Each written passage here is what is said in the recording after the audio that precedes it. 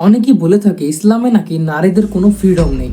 লোকজন বলে এখানে নাকি পুরুষরা নারীদের শাসন করে, নিজেদের ইচ্ছা মতো চালায়। মানে ছেলেরা চাইলে মজা করে 4টে বিয়ে করতে পারে, এনজয় করতে পারে, কিন্তু মেয়েরা, তাদের নাকি কোনো চয়েস নেই, কোনো রাইটস নেই। কিছু মানুষ তো এটাও দাবি করে যে ইসলামে মেয়েদের পড়াশোনা থেকে দূরে রাখা হয়, বেসিক্যালি তাদের চেপে রাখা হয়। তো এই যে ন্যারেটিভটা নন মুসলিমদের দ্বারা সেট করা হয়েছে, অথবা যেটা আমরা মিডিয়াতে বরাবর শুনি, এটা কি সত্যি, নাকি আসল বাস্তবতা একদম আলাদা, যেটা আমাদের থেকে লুকানো হয়েছে? আজ দুধের দুধ পানির পানি করে দেব। চলো ভিডিওটা শুরু করি আর দেখি আসল সত্যটা কি। সোশ্যাল মিডিয়া প্রোপাগান্ডায় ভরপুর। সেখানে দাবি করা হয় ইসলাম নারীদের নিকৃষ্টভাবে দেখে। তাহলে সত্যটা কি? আগের এপিসোডে আমরা দেখেছি ইসলাম নারীদেরকে কি অনন্য মর্যাদা দেয়। সেখানে স্পষ্ট হয়েছে বিরোধীদের দাবিগুলো কতটা ভিত্তিহীন। এবং এখন 3টি সাধারণ প্রশ্নের উত্তর দেওয়া প্রয়োজন। ইসলামে একজন পুরুষ কিভাবে 4 জন স্ত্রী রাখতে পারে? এটা কি নারীদের মর্যাদা কমায় না? দ্বিতীয় প্রশ্ন হলো, নারীরা কেন পুরুষদের তুলনায় অর্ধেক উত্তরাধিকার সম্পত্তি পায়? এবং শেষ প্রশ্ন, কুরআন কি সূরা আন-নিসার আয়াত 34-এ নারীদের মারতে উৎসাহিত করেছে? 4 জন স্ত্রী পর্যন্ত বিয়ের বিষয়টি দিয়ে শুরু করা যাক। সবচেয়ে মৌলিক যে বিষয়টি বোঝা দরকার, এটা কোনো আদেশ নয়, বরং এটি একটি সীমাবদ্ধতা। যে সমাজে ইসলাম আবির্ভূত হয়েছিল সেখানে বহু বিবাহ ছিল চরম পর্যায়ে, আর এটি ছিল বহু সমস্যার সমাধান। ইসলাম আসার পর এটি 1 থেকে 4 করা হয়নি, বরং 8-9 থেকে কমিয়ে 4 করা হয়েছে, এবং এর চারপাশে শর্ত দেওয়া হয়েছে। যেহেতু কুরআন সর্বজনীন, তাই এমন একটি ব্যবস্থা প্রণয়ন করতে হয়েছে যা সবসময় ও সব সমাজে প্রযোজ্য হতে পারে। এমন বাস্তবসম্মত সমাধানের প্রয়োজন ছিল যা প্রতিটি যুগের নানা পরিস্থিতিতে প্রযোজ্য হবে। উদাহরণস্বরূপ, যুদ্ধের সময় যখন ব্যাপক প্রাণহানি ঘটে, তখন পুরুষ জনসংখ্যায় কমে যায়, নারী নয়। প্রথম ও দ্বিতীয় বিশ্বযুদ্ধের সময় কোটি কোটি পুরুষ প্রাণ হারিয়েছিল। ফলস্বরূপ অসংখ্য নারী বিধবা ও শিশু অনাথ হয়ে যায়। তাদের সবার যত্ন ও সহায়তা প্রয়োজন ছিল। এমন পরিস্থিতিতে তাদের সুরক্ষা নিশ্চিত করা যেমন জরুরি, তেমনি দেশের জনসংখ্যা বৃদ্ধিও বজায় রাখা দরকার। এ কারণেই এমন পরিস্থিতিতে একজন পুরুষের একাধিক নারীকে বিয়ে করা প্রয়োজনীয় হয়ে পড়ে। এছাড়া আমাদের আরও একটি বাস্তবতা বিবেচনা করতে হবে। সেই সময়গুলোর দিকে তাকান যেখানে বহুবিবাহ প্রচলিত ছিল। যদি তারা এই ব্যবস্থা বাস্তবায়নকে খুব কঠিন মনে করত, তাহলে তারা ইসলাম গ্রহণে দ্বিধা করত, অথচ তাদের পরকাল এসবের উপর নির্ভরশীল। তাই অবশ্যই এমন অনুমতি থাকা দরকার যাতে এই মানুষগুলো ইসলাম থেকে দূরে সরে না যায়। মনে রাখতে হবে, এই ধর্ম কেবল একবিংশ শতাব্দীর জন্য অবতীর্ণ হয়নি, এটি 14 শতক ধরে প্রতিটি সংস্কৃতির মানুষের কাছে পৌঁছেছে, আর কিয়ামত পর্যন্ত যারা আসবে তাদের কাছেও পৌঁছাবে। একটু থামো, মাথা ঘুরে গেল না? আমরা এতদিন ধরে ভাবতাম 4টা বিয়ের রুলটা শুধু পুরুষদের মজা করার জন্য। একজন বোর হয়ে গেল, আরেকজন নিয়ে এসো, এইরকম ব্যাপার। কিন্তু এখানে তো লজিকটা পুরো আলাদা। ভিডিওটা পরিষ্কার করে দিল যে এই রুলটা ডিজায়ারের জন্য না, বরং সার্ভাইভালের জন্য ছিল। একটু কল্পনা করো, যুদ্ধের সময় যেখানে লক্ষ লক্ষ পুরুষ মারা গেছে, শুধু বিধবা আর এতিম বাচ্চারা পড়ে আছে। যদি কেউ তাদের দায়িত্ব না নেয়, তাহলে তারা বাঁচবে কিভাবে? আসলে ইসলাম পলিগামি ইনভেন্ট করেনি, বরং তখনকার সমাজ যেখানে আনলিমিটেড বিয়ে চলতো, সেটাকে সীমাবদ্ধ করে 4টায় এনেছে। ভাবার বিষয় না? ডিবেটগুলোতে কনটেক্সট সবসময় হারিয়ে যায় কেন? করে অবশ্যই এটি এমন কোনো অনুমতি নয় যা হেলাফেলা করে মানা যায়। এখানে একটি গুরুতর শর্ত রয়েছে, সব স্ত্রীর সঙ্গে ন্যায্যভাবে আচরণ করতে হবে। মানসিক যত্ন ও মনোযোগ দেওয়া থেকে শুরু করে আর্থিক চাহিদা পূরণ পর্যন্ত সম্পূর্ণ ন্যায্যতা নিশ্চিত করতে হবে। তবুও নিচের আয়াতের মাধ্যমে ইসলাম আসলে এক বিবাহতেই জোর দেয়। আর যদি ভয় করো যে তোমরা সমান আচরণ করতে পারবে না, তবে একটি বিয়ে করো। আরেকটি আয়াতে উল্লেখ করা হয়েছে এটি পালন করা কত কঠিন, আর তোমরা যতই চেষ্টা করো না কেন তোমাদের স্ত্রীদের মধ্যে সমান আচরণ করতে কখনো পারবে না। এমনকি এ বিষয়ে একটি হাদিসে ভয়াবহ সতর্কবার্তাও এসেছে। রাসূলুল্লাহ সাল্লাল্লাহু আলাইহি ওয়াসাল্লাম বলেছেন, যখন একজন পুরুষের 2 স্ত্রী থাকে এবং সে তাদের মধ্যে একজনের প্রতি বেশি ঝুঁকে যায়, তখন কিয়ামতের দিনে সে এমন অবস্থায় আসবে যে তার এক পাশ ঝুলে থাকবে, অর্থাৎ এক পাশ অবশ হয়ে যাবে। ভাবতে পারেন এটি কতটা কঠিন দায়িত্ব? কারণ এর মানে হলো অন্য একজন মানুষের প্রতি অবিচার করার আসলেই ঝুঁকি রয়েছে। এ কারণেই এটি অত্যন্ত সংবেদনশীল একটি বিষয়, একটি সূক্ষ্ম সীমা যা হেলাফেলা করে অতিক্রম করা যায় না। তাছাড়া একজন নারীরও অধিকার রয়েছে বিয়ের চুক্তিতে শর্ত যোগ করার। যদি সে বলে আমাকে ছাড়া তুমি আর কোনো নারীকে বিয়ে করতে পারবে না, তাহলে পুরুষ আর দ্বিতীয় স্ত্রী গ্রহণ করতে পারবে না। বিষয়টা এতটাই সহজ। অন্যদিকে একজন নারী চাইলেও স্বাধীনভাবে কারো দ্বিতীয় বা তৃতীয় স্ত্রী হতে পারেন। এ বিষয়ে তাকে কেউ জোর করতে পারবে না, এবং ইসলামে কাউকে জোর করে বিয়ে দেওয়া হারাম। তাহলে শেষ পর্যন্ত বিষয়টি নির্ভর করে নারী তা মেনে নিচ্ছে কিনা এবং পুরুষ ন্যায় বিচার করতে পারছে কিনা তার উপর। যখন উভয় পক্ষ রাজি থাকে তখন অন্য কারো আপত্তি করার অধিকার থাকে না। মনে রাখবেন, আমরা একে অনুমতি বলেছিলাম। যুদ্ধের সময়ের মতো এমন অনেক পরিস্থিতি আছে যা হয়তো বিরল বা ব্যতিক্রমী, কিন্তু অতীতে ঘটেছে এবং ভবিষ্যতেও ঘটতে পারে। আমরা আরো উদাহরণ দিতে পারি এবং সবগুলোই প্রমাণ করবে কেন এটা গুরুত্বপূর্ণ, যাতে এ ধরনের অনুমতি সবসময় বিকল্প হিসেবে থাকে। এই বিকল্প থাকা উচিত হলেও বাস্তবে আমরা দেখি আজকের মুসলমানদের মধ্যে এ ধরনের প্রথা খুবই কম দেখা যায়। তাছাড়া আপনি যদি অন্যান্য ধর্মের দিকে তাকান, দেখবেন যে বহুবিবাহ শুধু ইসলামের জন্যই বিশেষ কিছু নয়। উদাহরণস্বরূপ, খ্রিস্টান ধর্মের প্রায় 2.3 বিলিয়ন অনুসারী আছে এবং আপনি নিউ বা ওল্ড টেস্টামেন্টে এমন একটি শ্লোকও পাবেন না যা বহুবিবাহ নিষিদ্ধ করে। বরং আমরা সহজেই পুরনো নিয়মের নবীদের মধ্যে এর উদাহরণ দেখতে পাই, যেমন নবী ইব্রাহিম আলাইহিসসালাম, নবী মুসা আলাইহিসসালাম ও নবী দাউদ আলাইহিসসালাম। কোনো খ্রিস্টান যদি এজন্য ইসলামের সমালোচনা করে, তবে মনে রাখা উচিত ওল্ড টেস্টামেন্ট অনুযায়ী নবী সুলাইমান আলাইহিসসালামের 700 স্ত্রী ছিলেন। একইভাবে যখন আমরা হিন্দু ধর্মের দিকে তাকাই, যে ধর্মটি 1.1 বিলিয়ন মানুষ অনুসরণ করে, সেখানেও বহুবিবাহ নিষিদ্ধ করার কোনো নিয়ম নেই। আসলে সেই ধর্মের মধ্যেও এর বহু উদাহরণ রয়েছে। আমরা আরো দেখতে পাই বিষয়টি আরো বহু সমাজ ও সংস্কৃতিতেও প্রচলিত ছিল। তাহলে স্বাভাবিকভাবেই এমন একটি প্রথা যা বিশ্বের অর্ধেকেরও বেশি মানুষ মেনে নিয়েছে, তা নিয়ে ইসলামের সমালোচনা বা আপত্তি করা উচিত নয়। সংক্ষেপে বললে, কোনো বিধান কেবল আমাদের পরিচিত জীবনধারা থেকে আলাদা মনে হচ্ছে বলে তা ভুল হবে এমন নয়। ঠিক আছে, এই পয়েন্টটা কি সত্যি ডিপ ছিল? কম্প্যারিজনটা দেখো, যেখানে মডার্ন সোসাইটিতে চিটিং আর এক্সট্রা ম্যারিটাল অ্যাফেয়ার্স খুব কমন, লোকজন লুকিয়ে রিলেশনশিপ চালায়, যেখানে মেয়েটার কোনো অধিকারই থাকে না, আর এটা কি বলে মডার্নিটি। আর অন্যদিকে যদি কেউ খোলাখুলি দায়িত্ব নিয়ে বিয়ে করে, ওই নারীকে সম্পত্তি আর রাইটস দেয়, তাহলে সেটাকে বলা হয় ব্যাকইয়ার্ড। হিপোক্রেসি চেক করো একবার। সবচেয়ে বড় শখ শুধু ইসলামে না, বাইবেলের প্রফেট সলোমনের নাকি 700টা স্ত্রী ছিল।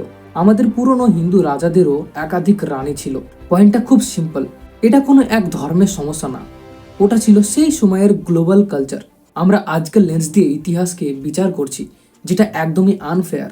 এবার আমরা সবচেয়ে কঠিন প্রশ্নে চলে আসি। সূরা আন-নিসা আয়াত 34। কুরআন কি নারীদের মারতে পুরুষদের নির্দেশ দিয়েছে? এখন এমন একজন মানুষকে কল্পনা করুন যিনি কখনো তার স্ত্রীদের গায়ে হাত তোলেননি এবং কখনো এমন কথা বলেননি যা তাদের হৃদয় ভেঙে দেয়। তিনি তাদের সাথে মজা করতেন, প্রতিটি সুযোগে ভালোবাসা দেখাতেন এবং সারা বিশ্বের জন্য আদর্শ হয়ে উঠেছিলেন। আর সেই মানুষটি অর্থাৎ মহানবী মুহাম্মদ সাল্লাল্লাহু আলাইহি ওয়াসাল্লাম বলেছেন, তোমাদের মধ্যে সর্বোত্তম সেই যে তার স্ত্রীর সাথে সবচেয়ে ভালো আচরণ করে। আগের এপিসোডে আমরা স্পষ্টভাবে দেখেছি ইসলাম নারীদের কত মূল্য দেয়। তাহলে কি এটা সম্ভব যে এই মানুষটির পৌঁছে দেওয়া কুরআন আসলেই নারীদের মারতে পুরুষদের উৎসাহিত করবে? মহানবী মুহাম্মদ সাল্লাল্লাহু আলাইহি ওয়াসাল্লামকে হেঁটে চলা কুরআন হিসেবে বর্ণনা করা হয়েছে, আর তিনি জীবনে কখনোই এমন কাজ করেননি, একবারও না। তাহলে অবশ্যই এখানে কিছু সূক্ষ্ম বিষয় আছে যা আমরা মিস করছি। এখন চলুন আমরা এই আয়াতটি একটু গভীরভাবে দেখি। এটি এভাবে শুরু হয়, পুরুষরা নারীদের তত্ত্বাবধায়ক। দেখুন, শুরু থেকেই স্বামীর ভূমিকা স্পষ্টভাবে নির্ধারিত হয়েছে, তার স্ত্রীকে সুরক্ষা দেওয়া। আর সংজ্ঞা অনুসারে যে রক্ষা করে সে কখনো ক্ষতি করে না, বরং সে নিশ্চিত করে যেন অন্যজনের কোনো ক্ষতি না হয়। তাহলে আয়াতের প্রথম অংশ থেকেই আমরা বুঝতে পারি বিষয়টি হয়তো একটু ভিন্ন, যা আমরা প্রথমে ভেবেছিলাম তার চেয়ে। এখানে যে বিধান দেওয়া হয়েছে তা সব নারীর জন্য প্রযোজ্য নয়। এটি একটি নির্দিষ্ট ও সীমিত গোষ্ঠীকে উদ্দেশ্য করে বলা হয়েছে। এখানে যে শব্দটি ব্যবহৃত হয়েছে তা হল নুশুজ। এটি আরবিতে একটি কাজের নাম, আর যে নারী এই কাজ করে তাকে বলা হয় নাশিজা। আসলে এর অর্থ কি? এখানে এই শব্দটি কোন অর্থে ব্যবহার হয়েছে? আয়াতে দুই ধরনের বিপরীত স্বভাবের নারীর কথা বলা হয়েছে, সালিহা ও নাশিজা। আয়াতে সালিহা নারীদের এভাবে বর্ণনা করা হয়েছে, সুতরাং পুণ্যবতী নারীরা অনুগত, তারা লোকচক্ষুর আড়ালে হিফাজতকারিনী ওই বিষয়ের যা আল্লাহ হিফাজত করেছেন। অর্থাৎ যখন স্বামী পাশে নেই তখন এই ধরনের নারী নিজের পবিত্রতা রক্ষা করে। তাহলে এখান থেকে আমরা বুঝতে পারি নাশিজাহ নারীদের গুণাবলী এগুলোর ঠিক বিপরীত। অর্থাৎ এখানে কোনো সাধারণ পরিস্থিতি নিয়ে কথা হচ্ছে না। এখানে পরিবারের সম্মান হুমকির মুখে। সে অন্য পুরুষের দৃষ্টি আকর্ষণ করার চেষ্টা করে, তাদের কাছে নিজেকে আকর্ষণীয় করে তোলার চেষ্টা করে। সে গায়রে মাহরাম পুরুষদের সাথে কথা বলে, ইসলামী সীমারেখা অনুযায়ী যাদের সাথে তার কথা বলা উচিত নয়। সে এমন পুরুষদের সাথে কথা বলে যাদের সাথে তার কথা বলা স্বামী মেনে নেন না। সে শালীনতা ও গোপনীয়তা রক্ষার নির্ধারিত সীমা অতিক্রম করে। যাদের থেকে দূরে থাকা উচিত তাদের সাথে অযথা ঘনিষ্ঠ ও অসতর্ক আচরণ করে, আর এর ফলে ঘরে অশান্তি তৈরি হয়। সে স্বামীর প্রতি অবাধ্য ও অসম্মানজনক হয়ে ওঠে। এবং দাম্পত্য জীবনে নিয়মিত বিরোধ সৃষ্টি হয়। তাহলে যখন আয়াতে বলা হয়েছে আর তোমরা যাদের অবাধ্যতার আশঙ্কা করো, এটি এমন এক পরিস্থিতিকে বোঝাচ্ছে যা ধীরে ধীরে খারাপের দিকে যাচ্ছে। কেবল তর্ক নয়, বরং সম্পর্কের গভীর ও চলমান সমস্যার কথা বলা হচ্ছে। এবার একটু থামি এবং ইতিহাসের যে কোনো একটা সময়ে ফিরে যাই। একজন স্বামী যদি দেখতেন তার স্ত্রী এরকম বাজে আচরণ করছে, তিনি কি করতেন? তিনি হয়তো তাকে কঠোরভাবে মারতেন, তাকে থামানোরও কেউ থাকতো না। আমরা কি আজও দেখি না একই ধরনের পরিস্থিতি কখনো হত্যার কারণ হয়ে দাঁড়ায়? কিন্তু এই আয়াত এখানে ভিন্ন পথ দেখিয়েছে। প্রথম ধাপ হলো কথা দিয়ে সতর্ক করা, দ্বিতীয় ধাপ হলো শয্যা ত্যাগ করা। এই ধাপগুলোর ভেতরে সুন্দর সূক্ষ্মতা আছে যা প্রথমে হয়তো চোখে পড়ে না। কিন্তু আগে চলুন শেষ ধাপে আসা মারা শব্দটিকে একটু গভীরভাবে দেখি। এর মানে এই নয় যে তাকে কঠোরভাবে মারবে, এটার সুস্পষ্ট সীমা নির্ধারিত আছে। যেমন মুখে আঘাত করা কঠোরভাবে নিষিদ্ধ, এছাড়া এমনভাবে মারা যাবে না যাতে শরীরে দাগ পড়ে বা জখম হয়। অতএব আমরা অত্যন্ত সীমাবদ্ধ এক ধরনের আঘাতের কথা বলছি। যেমন কখনো কখনো আমরা কারো কাঁধ ধরে ঝাঁকাই আর বলি নিজেকে সামলাও, শুধু যাতে সে তার করণীয় বুঝতে পারে। এটিও এর একটি উদাহরণ হতে পারে, কারণ এখানে আসল উদ্দেশ্য হল পরিবারের ঐক্য রক্ষা করা এবং যে স্পষ্টভাবে ভুল করছে তাকে এই পদ্ধতিতে থামানো, কিন্তু তা যেন কাউকে নির্যাতন করে না হয়। তাহলে একে প্রতীকী কাজও বলা যায়। এখানে আঘাত শরীরে নয়, বরং মনে লাগে। 4 স্ত্রী বিয়ের প্রসঙ্গ মনে আছে? আমরা বলেছিলাম কোরআন 1 থেকে বাড়িয়ে 4 করেনি, বরং 8-9 থেকে কমিয়ে 4 করেছে। এখানেও একই ধারণা প্রযোজ্য। কোরআন আঘাত করতে উৎসাহ দেয় না বা আদেশও দেয় না, বরং এমন স্বামীকে আটকায় যে ইতিমধ্যে সেটা করতে যাচ্ছিল। একটু ভাবুন তো, আপনি কি মনে করেন যে স্বামী তার স্ত্রীকে মারল সে বলবে আমি তো মারতে চাচ্ছিলাম না, আয়াত আমাকে বাধ্য করেছে? না, অবশ্যই না। সে হঠাৎ রাগের বশেই করবে। সেই মুহূর্তে ধর্ম বা ইমানের কথা তার মনে আসবেই না। আয়াতটি যা করে তা হলো এমন স্বামীর উপর সীমাবদ্ধতা আরোপ করে যিনি নিজেকে সংযত না করে সহিংসতার আশ্রয় নিতেন। আয়াতটি একভাবে তাকে বলে, না, তুমি ইচ্ছে মতো যখন বা যেভাবে ইচ্ছা মারতে পারবে না। প্রথমে তোমাকে এই 2 ধাপ অনুসরণ করতে হবে। আর সেই ধাপগুলো কি ছিল? মৌখিকভাবে সতর্ক করা, তারপর আলাদা বিছানায় ঘুমানো। মৌখিক সতর্ক করার ধাপটি রাখা হয়েছে অনিয়ন্ত্রিত সহিংসতা ঠেকানোর জন্য, কারণ কিছু সময় পর পুরুষের আবেগ শান্ত হয়ে যাবে। তার রাগার তখন ততটা তীব্র লাগবে না যেমনটা প্রবল উত্তেজনার মুহূর্তে লেগেছিল। এবার আসুন এই ধাপগুলো সূক্ষ্ম দিকগুলো নিয়ে আলোচনা করি যা আমি আগেই বলেছিলাম। কোরআনে প্রথম ধাপের জন্য নির্বাচিত শব্দটি, যেটি মৌখিক সতর্কতা নির্দেশ করে, খুবই আকর্ষণীয়। ফাইজুহুন্না। এই ক্রিয়ার মূল শব্দ হল যার অর্থ ভালোবাসা ও সহানুভূতির সাথে উপদেশ দেওয়া, এমন পরামর্শ দেওয়া যা সত্যিই শ্রোতার হৃদয় ছুঁয়ে যায়। তাই এটি চিৎকার নয়, এটি এমন কঠিন কথা বলা নয়, যথেষ্ট হয়েছে আর নিতে পারছি না, এখনই থামো, বরং এটি হলো অন্যজনকে ঠিক করার চেষ্টা করা এমনভাবে যা তার মনকে কোমল করে এবং যা তার হৃদয় ও মনের দুটোর সাথেই কথা বলে। এটি ভাঙা বা কষ্ট দেওয়ার জন্য নয়, বরং মেরামত ও আরোগ্যের জন্য। ধরা যাক স্বামী এটি যথেষ্ট সময় ধরে আদর্শভাবে করে যাচ্ছে। যদি এত কিছুর পরও কাজ না হয়, তাহলে শুরু হবে দ্বিতীয় ধাপ, যেটা হলো শয্যা আলাদা করা। এখন আমি আরেকটা মজার ব্যাপার বলি। আয়াতে কিন্তু সরাসরি বলা হয়নি আলাদা বিছানায় ঘুমাও, বলেছে ওয়াহজুরুহুন্না ফিল মাদাজিই। সেখানে বলা হয়েছে বিছানায় তাদেরকে ত্যাগ করো। অর্থাৎ যাকে সোফায় যেতে হবে সে আসলে স্বামী। তার এই কাজ দিয়ে সে স্ত্রীকে যেন বলছে, তোমার এই আচরণের কারণে আমি এখন তোমার পাশে থাকতে চাই না, আমি অন্য কোথাও ঘুমাবো। তবুও চাই তুমি যেন স্বস্তিতে থাকো, তুমি বিছানায় থাকো। সম্মানের আরেকটা নিদর্শন হিসেবে সে ভদ্রলোকের মতো ঘর ছেড়ে বেরিয়ে যায়। যাই হোক, মনে রাখবেন আমরা একজন নাশিজা নারীর কথা বলছি, যিনি স্পষ্টভাবে ভুল করছেন, সাধারণ কোনো নারীর কথা নয়। এবং আয়াতে বলা এই ধাপগুলোর মূল উদ্দেশ্য তাকে এসব আচরণ চালিয়ে যাওয়া নিয়ে আস্তে আস্তে নিরুৎসাহিত করা। তো এখন কি ঘটবে? আসলে এখান থেকেই সব শুরু হয়। অবিবাহিত মানুষ হয়তো এটার গুরুত্ব পুরোটা বুঝবে না, কিন্তু একজন বিবাহিত নারী যার স্বামীর সাথে আবেগের বন্ধন আছে তার জন্য এটা ভীষণ ভারী। যেসব অবিবাহিত বোনেরা এটা দেখছেন তারা নিজেদের আশেপাশের বিবাহিত নারীদের এটা জিজ্ঞেস করতে পারেন, আপনার স্বামী যদি বলে সে আলাদা ঘুমাতে চায় 5 দিনের জন্য, তাহলে আপনি কিভাবে প্রতিক্রিয়া জানাবেন, কি অনুভব করবেন? 2 বা 3 দিনের জন্য আলাদা থাকা এক ব্যাপার, কিন্তু যখন সেটা 4 বা 5 দিনে গড়ায় তখন তার কেউ সহ্য করতে পারে না আর সমাধান খুঁজতে চায়। কারণ সেই রাতগুলোতে স্ত্রী 1 ঘন্টা পার হওয়ার আগে ঘুমোতেই পারে না। তার মাথার ভেতরে চলে এক অস্থির যুদ্ধ, অগণিত চিন্তা আর দুশ্চিন্তা। অবহেলার কষ্ট তাকে আঘাত করে আর নিজের দোষ খোঁজার দিকে ঠেলে দেয়। তখন সে নিজের ভুলগুলো নিয়ে প্রশ্ন তুলতে শুরু করে। শুধু স্ত্রী নয়, স্বামীও আসলে এই পরিস্থিতি কোনোভাবেই উপভোগ করে না। আর অবশ্যই যদি তারা রাতে আলাদা ঘুমায় তাহলে দিনের বেলায় তাদের সম্পর্ক দুর্দান্ত বলা যাবে কি? শেষ পর্যন্ত সেই রাতগুলোর একটিতে তাদের একজন নীরবতা ভেঙে সঙ্গীর কাছে যায় এবং কথা বলে সমস্যার সমাধান করতে চায়। ভাবতে পারেন 600 সালের দিকে নাজিল হওয়া সত্ত্বেও কুরআন আসলে এক ধরনের দাম্পত্য থেরাপি শিখিয়ে দিয়েছে। এটা কি সত্যিই আশ্চর্যজনক নয়? এখন ধরুন এত কিছু করেও যদি নাশিজা নারীর আচরণে কোনো পরিবর্তন না আসে আর তার সবকিছু আগের মতোই খারাপ পথে চলতে থাকে, তাহলে কি আপনি মনে করেন না যে এই বিয়ে এখন মারাত্মক ঝুঁকির মধ্যে? তখন কুরআন শেষ ধাপের কথা বলে, অর্থাৎ শেষ চেষ্টা। এই পার্টটাই সবচেয়ে কন্ট্রোভার্সিয়াল, ওয়াইফ ওয়েটিং। কিন্তু এক্সপ্লেনেশন শোনার পর পুরো সিনারিওটা বদলে গেল। কুরআন এখানে ডোমেস্টিক ভায়োলেন্সকে প্রমোট করছে না, বরং একটা ভাঙতে বসা বিয়েকে বাঁচানোর ধাপ দেখাচ্ছে। স্টেপস কি?